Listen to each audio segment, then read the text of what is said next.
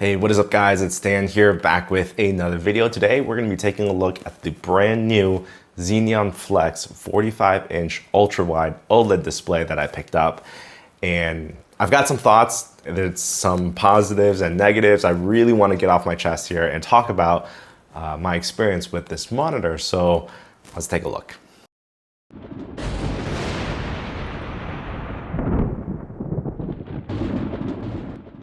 Now at this point, you've probably already seen a couple videos of this on YouTube already, or you already have your own opinions about this monitor. This is my video, so these are my opinions. Now, I did buy this with my own money because I was really keen on picking this up as soon as I heard about it. In fact, I pre-ordered it to get my hands on it as soon as possible. Now, let's take a step back and just talk about generally what is it. So it's a 45-inch monitor, 3440 by 1440. So it's an OLED display, ultra-wide OLED display made by LG. And of course, it's a Corsair monitor. And the claim to fame of this monitor is the fact that it is bendable. There are no other monitors like this out on the market, at least yet. But there are a couple sibling monitors that use the same panel, the 45-inch LG panel. So LG has one, and I think Acer is releasing their version of this. Those are fixed radius or fixed displays. Of course, you can't bend those, and they're fixed at, I think, 800R. So 800R, if you've never sat in front of those kind of monitors before, they really do curve around you. And, you know, one of the major things I've seen about comments about this monitor is, oh, the bendability is a gimmick. And to me, the reason why I bought this monitor was because at 800R, I feel like it is too curved for a lot of things. I play MMOs, I play shooters, and racing sims. So racing sim is great for curved monitors, or it's a really good, you know, when it's really curved around you, that's great. But then when you're playing shooters or MMOs, it's kind of a little bit nicer to be able to flatten it out already a little bit. So the monitor that I'm coming from is the 38GL950G, which is behind me over there. That's a 38-inch, I think it's like a 1600R curve, so it's a slight curve. 800R is a little bit too curved for my liking, but I do want some curve. So right now, this is curved at its maximum, but what I usually use this at is, you know, a little further back or a little flattened out, or halfway between curved and flat. So right at that 1000 or 1600R. You know, somewhere in between. It's not like I'm going from spreadsheets to gaming back to spreadsheets and I gotta keep on, you know, changing the curvature. I wanna be able to set it at the correct curvature that I like and just kind of leave it at that. So clearly, like I said, 800R is way too curved for my liking. Now let's talk about the other aspects about this monitor that you might care about. So it's 45 inches at a resolution of 3440 by 1440. Generally, though, that resolution you find closer to maybe 34-inch or 38-inch monitors. Indeed, this pixel per inch is relatively low at 34 pixels per inch. And that's kind of equivalent to, let's say, a 27-inch 1080p monitor. And in this day and age, yes, that is a very low resolution or very low pixel per inch. However, the positive side of that is that you can reach very high frame rates in your games using graphics cards that aren't, you know, at the top of the line.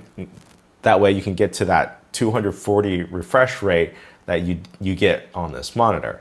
That said here, when you're actually gaming, the resolution isn't a problem. You know, when things are moving, when you're engrossed in your game, you don't even feel that it is a low resolution monitor. But the problem is when you start using Google or web browsing or email or whatever, right? And you start reading that text, that's when it starts to show its, you know, rear its ugly head. So I guess the takeaway is, if you're doing anything creative on this monitor or looking to do creative stuff, this monitor is not the monitor for you.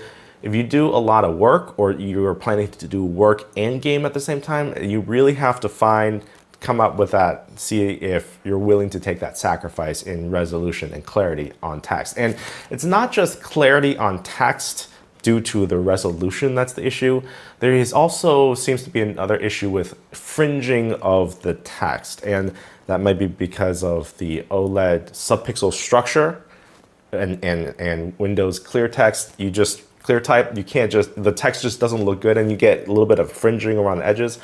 Some people see it, some people don't. For me, it is actually kind of bothersome with the low resolution. So you'll see that the letters themselves, they'll have a little bit of purple fringing on the edge. And if you disable clear text or clear type, it looks even worse. And there's hacks and methods to mitigate this issue, but it is an issue nonetheless. And especially when I'm coming from, I've used 32-inch 4K monitors. I'm coming from a 3840 by 1600 38-inch monitor. And this is by far one of the lowest resolution monitors I've used in a very long time, in almost 10 years. So it is quite noticeable on text, especially black background white text, as well as white background black text.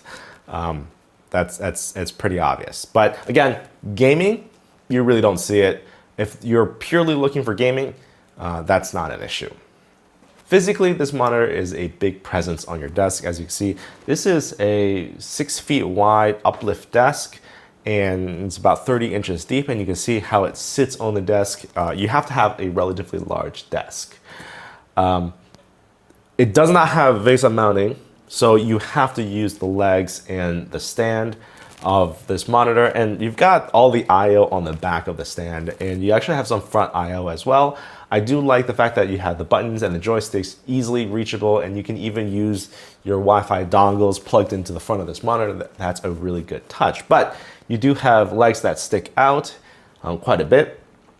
And from what I'm reading here, Corsair is working on a mount where you can remove the legs and clamp it to the desk. We haven't seen what it actually looks like, but I'm suspecting you take this off and it's a clamp mount that screws into the bottom and probably is allowing you to clamp to the desk. So you could probably remove the feet, but it still doesn't give you any of that height or swivel adjustment because the back module is physically clamped onto the back of this monitor. None of that is adjustable. So if you're looking for a VESA mount, again, the LG and the Acer is the way to go with that fixed curvature. But if you're looking for the bendability of it, of a monitor, then this is the one. You know, at the height, it's at the height setting that it is at right now, it's not an issue, at least not for me. You do have the ability to tilt this monitor a little bit if you do need, and in terms of adjustment, that's just about as much as you get. Now, as for I/O on the back, you get two HDMI 2.1 ports, a DisplayPort 1.4, and then you also get a USB Type-C connector for input from your computer to the monitor. You get a couple 5 gigabits per second USB Type-A and another USB Type-C connection that gives power delivery. And then lastly, you have the power plug into the monitor. With how big the stand is, I would have liked to see an internal power supply, but this is an external power supply and you just have to tuck that brick under your desk or wherever out of sight.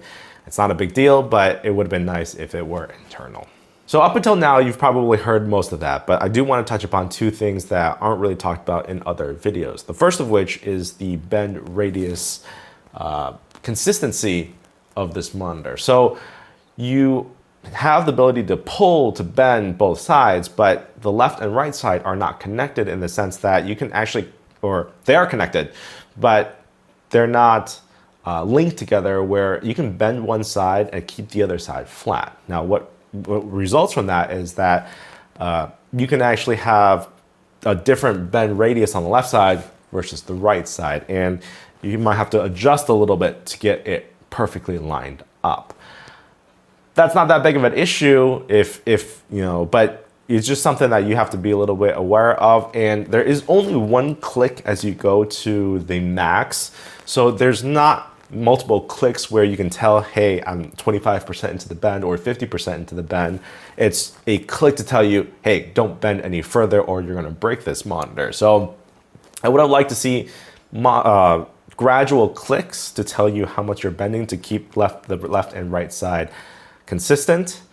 And the other point I want to make is that the bend itself, even if the left and right side are the same, it's not very gradual, or it's not 100% gradual. So because of the way the arm is made on the back, there's a little bit more bend here in the middle section than on the outside. So you have a gradual, consistent bend here, but then maybe out here is a little bit flatter or straighter. So